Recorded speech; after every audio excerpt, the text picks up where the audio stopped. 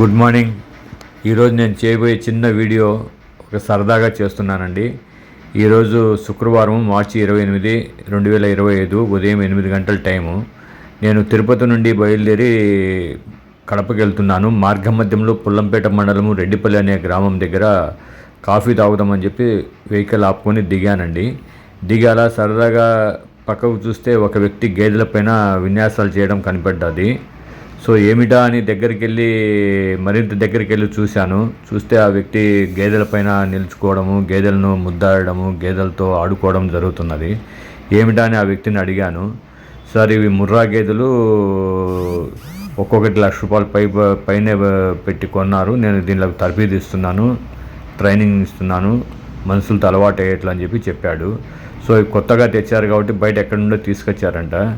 మనుషులను చూస్తే అవి మనుషుల మీదకి పడడము, మనుషులను పొడిచేందుకు కూడా ముందుకు వెళ్తున్నాయని చెప్పాడు. అందువల్ల నేను ఈ ట్రైనింగ్ ఇస్తున్నాను సార్ అని చెప్పాడు. సో నాకు అతను చెప్తున్నది చూస్తే చాలా ఎందుకో వీడియో చేసి పోస్ట్ చేద్దాము సరదాగా అని అనిపించేది. సో ఈ వీడియో సరదాగా మాత్రమే చేశాను. మీకు నచ్చితే లైక్ చేయండి, సబ్స్క్రైబ్ చేయండి, ప్లస్ షేర్ చేయండి.